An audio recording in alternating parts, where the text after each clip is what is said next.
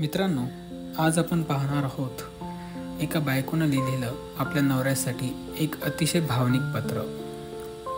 तर ती लिहिते, पत्रास कारण की तुझ्यापासून दूर जाण्याला आज 10 वर्ष लोटली.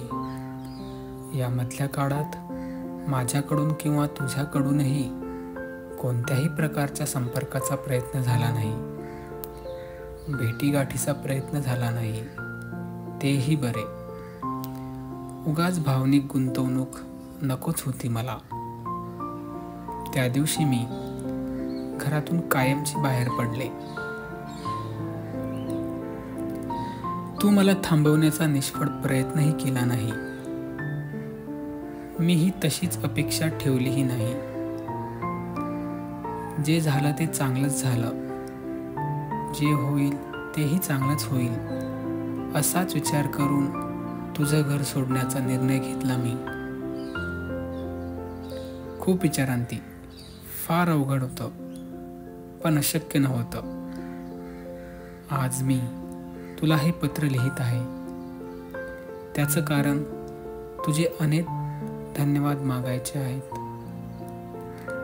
काल माहिती दिनानिमित्त महाराष्ट्र शासनातर्फे आदर्श समाजसेविकेचा पुरस्कार मिळाला.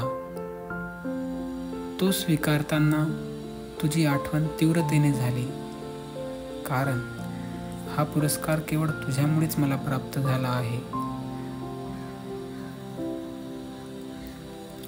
तुला प्रश्न पडला असेल ना, या 10 वर्षात काहीही संपर्क नसताना तुझ्यामुळे मला फार पुरस्कार कसा मिळाला. तेच सांगतोय तुला. तू नसताना तर कदाचित माझ्यातील समाजसेविका कधीच जागी झाली नसती. मला घडवण्याची प्रक्रिया तू अगदी आपल्या लग्नाच्या पहिल्या दिवसापासूनच सुरू केली. तू पहिल्यांदा जेव्हा मला पाहायला आमच्या घरी आलास, तुझा रुबाबदारपणा पाहून मी तुझ्या प्रेमात पडले. पण म्हणतात ना, दिसतं तसं नसतं, म्हणूनच जग फसतं. आणि मीही फसले. अगदी माझे कुटुंबही. तुझ्या गोड गोड बोलण्याने मी भुलले. फारसं जाणून घेण्याचा नाही आलं तुला. 1 महिन्याच्या अंतरावरच आपल्यावर अक्षदा पडल्या आणि मी गोखलेवरून मोहिते झाले. आणि इथूनच सुरू झाला तो जीवघेणा प्रवास. लग्नानंतर आपण फिरायला महाबळेश्वरला गेलो. तिथेच पहिल्यांदा तुझं खरं रूप समजलं. तुला आठवत असेल, कदाचित आपल्यासारखंच आणखी एक कपल आपल्या हॉटेलमध्ये उतरलं होतं, अगदी बाजूच्या खोलीतच. माझा फोन चुकून रूममध्ये राहिला. तो आणण्यासाठी मी वर गेले, पण मला लॉक ओपन होईना.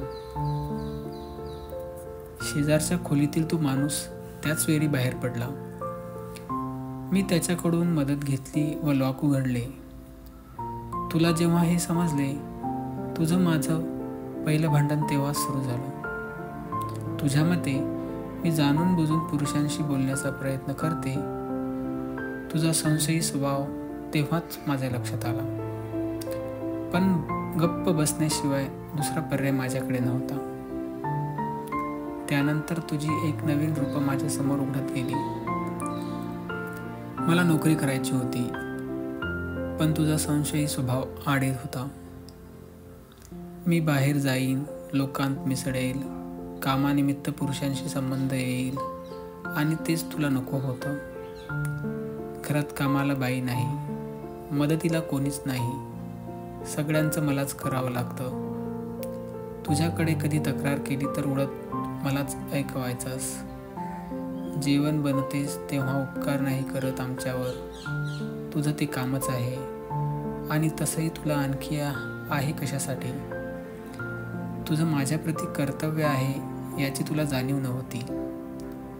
तुझं कुटुंबही तुलाच सामील. त्याची तक्रार ऐकून तू माझ्याशी वाद घालायचास, पण माझी बाजू कधीच ऐकून घ्यायची नाहीच.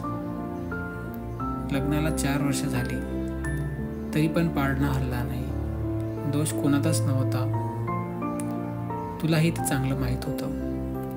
डॉक्टर म्हणाले होते, मूल होईल, पण कधी ते सांगता येणार नाही. तुझ्या घरच्यांना नातवंड पाहायची घाई झालेली.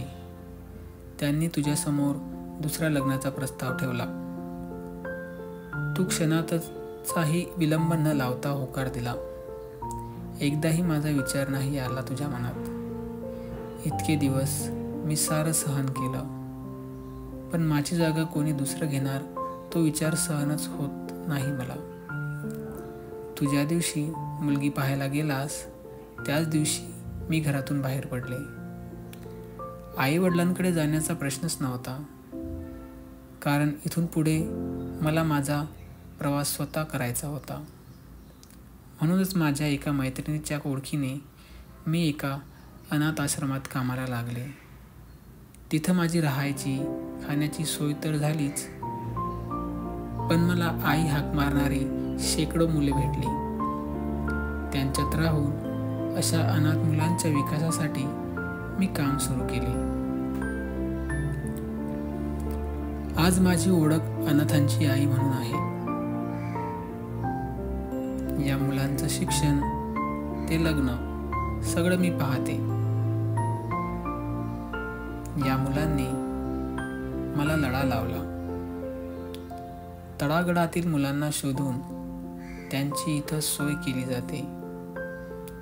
आज कित्येक वर्ष मी हे काम करत आहे आणि त्याचसाठी शासनाने हा पुरस्कार मला जाहीर केला. या पुरस्काराचा खरा मानकरी तू आहेस. तुझा संशय, सततचा होणारा अपमान आणि अधिकाधिक खंबीर करत गेला मला घरातून बाहेर पडण्याचा निर्णय घ्यायला तूच धीड बनवलंस. तुझ्याकडून मला जर प्रेम मिळालं असतं